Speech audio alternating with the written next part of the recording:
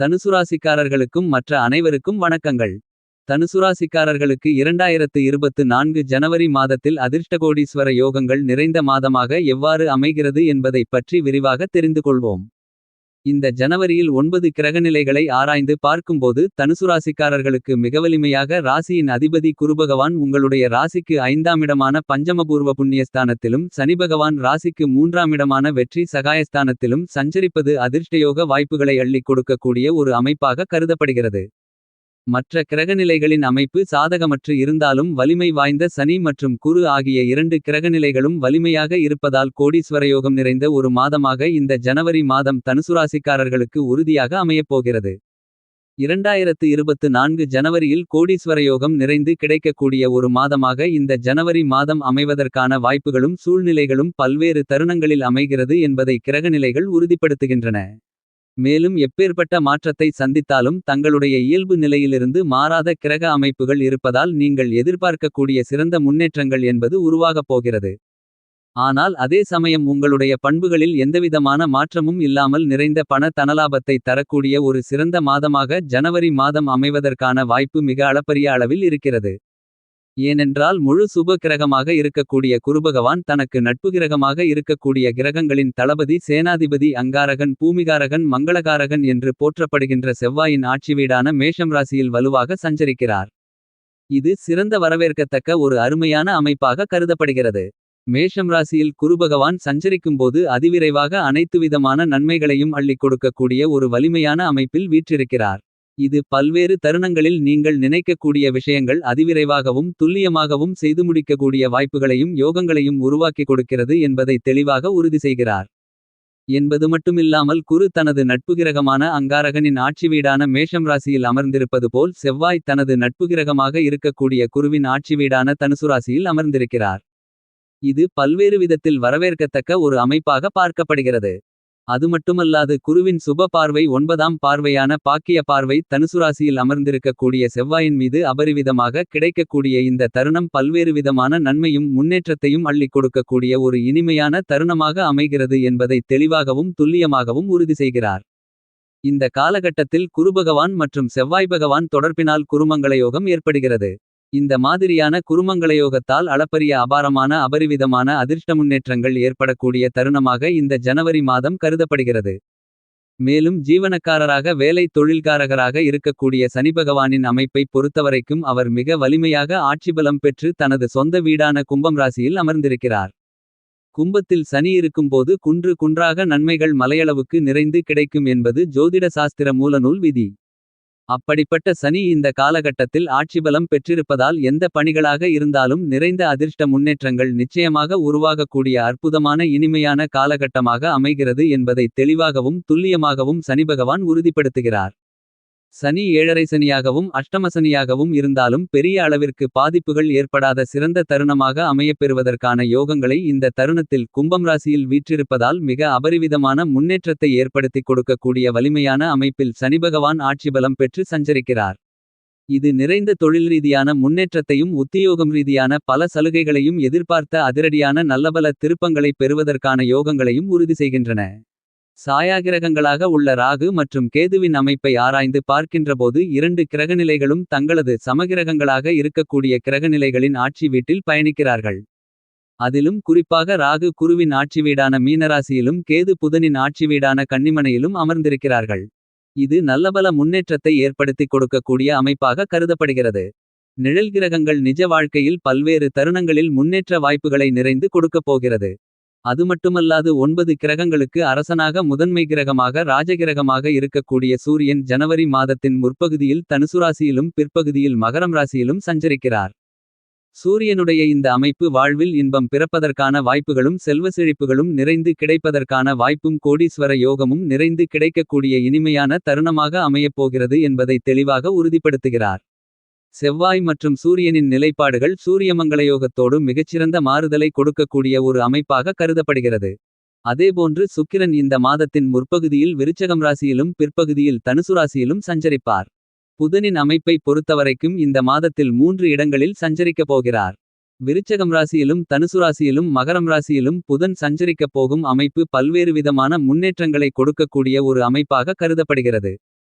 இந்த ஜனவரி மாதத்தில் சுக்கிர பகவான் புதன் பகவான் செவ்வாய் பகவான் இணைந்து இருக்கக்கூடிய தருணம் உருவாகிறது. இவ்வாறான அமைப்பை லட்சுமி நாராயண மங்கள யோகம் என்று கூறப்படுகிறது. இப்படிப்பட்ட யோகத்தால் பல்வேறு விதமான அதிர்ஷ்ட முன்னேற்ற பலன்கள் நிச்சயமாக ஏற்பட உள்ளதால் இந்த ஜனவரி மாதம் அற்புதமான அபாரமான அதிர்ஷ்டகோடீஸ்வர யோகத்தை கொடுக்கக்கூடிய மாதமாக கருதப்படுகிறது. அடுத்ததாக சந்திரனை பொறுத்தவரைக்கும் அஷ்டமத்தில் 2.5 தினங்கள் மறைந்து சஞ்சரிப்பார். அந்த சந்திராஷ்டமத்தில் மட்டும் விழிப்புணர்வுடன் புதிய முயற்சிகள் செய்வதை புதிய நீண்ட தூர பயணங்களை மேற்கொள்வதை தள்ளிப்போடுதல் நல்லது. மற்ற தருணங்கள் சாதகமாக அமையும். அதே சமயம் உங்களுடைய பண்புகளில் மிகச்சிறந்த மாற்றம் கிடைக்கக்கூடிய காலகட்டமாக அமையப்போகிறது. நாம் எப்படிப்பட்டவர்கள் நம்மளுடைய குணம் எப்படிப்பட்டது என்பதை அந்த கிரகங்களின் அமைப்பு சூழலானது வெளிப்படுத்துகிறது. இந்த தருணத்தில் உங்கள் மீது மற்றவர்களுடைய பாசம் அன்பு இல்லாமல் வெறுப்பு அதிகமாக இருந்தாலும் உங்களுக்கு மற்றவர்கள் மீது இருக்கக்கூடிய அன்பு குடும்ப உறுப்பினர்கள் மற்றும் உறவினர்கள் நண்பர்களிடம் இருக்கக்கூடிய அன்பு உங்களின் பண்பை மாற்றாததாக கருதப்படுகிறது. அவர்கள் எவ்வளவுதான் துரோகம் செய்தாலும் அவற்றை பொருட்படுத்தாமல் அவர்களுடைய முன்னேற்றத்திற்காக செயல்படக்கூடிய ஒரு சிறந்த மாதமாக இந்த வருடத்தின் ஜனவரி மாதம் அமையப்போகிறது. எனவேதான் கிரக நிலைகளின் அமைப்பு இப்படி இருப்பதால் கோடீஸ்வர யோகம் நிறைந்த மாதமாக ஜனவரி மாதம் அமைவதற்கான வாய்ப்புகளும் யோகங்களும் மிகவும் அபரிவிதமாக அளப்பரிய அளவில் உள்ளது. தனுசுராசி தனுசுலக்னம் ஆண் பெண் இருபாலர்களுடைய கிரகநிலைகளை ஆராயும்போது மிக முக்கியமான வலிமை வாய்ந்த மிகப்பெருமளவிலான மாற்றங்களை ஏற்படுத்தக்கூடிய 2 கிரகங்களாக இருக்கக்கூடிய சனி மற்றும் குரு ஆகிய 2 கிரகநிலைகளும் வலுவாக நல்லபல அதிர்ஷ்டயோகங்களை அள்ளித்தரக்கூடிய அற்புதமான நிலையில் சஞ்சரிப்பது தனுசுராசிக்காரர்களை கோடீஸ்வரர்களாக உயர்த்தக்கூடிய வாய்ப்பை அள்ளிக் கொடுக்கக்கூடிய ஒரு வாய்ப்பாக கருதப்படுகிறது. ஏனென்றால் ராசியின் அதிபதியான குருபகவான் உங்களுடைய ராசிக்கு 5ஆம் இடமான பஞ்சமபூர்வ புண்ணியஸ்தானத்தில் இருப்பதால் குடும்பம் ரீதியாக சந்திக்கக்கூடிய பல பிரச்சனைகள் சிரமங்கள் சிக்கல்கள் மறைந்து நன்மை நிறைந்து கிடைக்கக்கூடிய இனிமையான தருணம் அமையும் என்பதை தெளிவாக துல்லியமாக உறுதிப்படுத்துகிறார். பூர்வீக சொத்துக்கள் ரீதியாக இருந்த பல பிரச்சனைகள் தீர்ந்து குடும்பத்தில் வருமானங்கள் அதிகரிக்கும் கொடுக்கல் வாங்கல் போன்றவற்றிலிருக்கக்கூடிய சிக்கல்கள் மறையும். புதிய சொத்துக்கள் வாங்குவதற்கான அதிர்ஷ்டயோகம் உருவாக இருக்கிறது என்பதை குருபகவான் தெளிவாக உறுதி செய்கிறார். நிலம் வீடு சொத்து வண்டி வாகனங்கள் வாங்குவதோடு பூமிகாரகன் நல்லபல சுப நிகழ்வுகளை சிறப்பாக செய்யக்கூடிய யோகம் நிறைந்த தருணமாக அமைகிறது. வெகுகாலங்களாக திருமணத்திற்காக காத்துக்கொண்டிருக்கும் திருமண வயதிலுள்ள தனுசுராசி ஆண் பெண் இருபாலர்களுக்கும் திருமண தடைகள் தோஷங்கள் விலகி நல்ல வரன் கைகூடி திருமணம் நடந்தேறும். மேலும் காதலித்துக் கொண்டிருக்கும் தனுசுராசி காதலர்களுக்கு காதலில் வெற்றி கிடைத்து பெற்றோர்களின் ஆசிர்வாதத்தோடு காதல் திருமணமும் நடப்பதற்கான யோகங்கள் நிறைந்து உருவாகிறது. ராசிக்கு 5ஆம் இடம் என்பது புத்திரபாக்கியத்தை குறிக்கக்கூடியது. இந்த ஸ்தானத்தில் குழந்தைகாரகன் குருபகவான் அமர்ந்து கொண்டு அருமையான முறையில் இருப்பதால் நீண்ட காலங்களாக குழந்தை இல்லையே என்று வருத்தப்பட்டு கொண்டிருக்கும் தனுசுராசி தனுசுலக்னம் தம்பதிகளுக்கு புத்திரபாக்கியம் கிடைப்பதற்கான யோகங்களும் பெருமளவில் உள்ளது.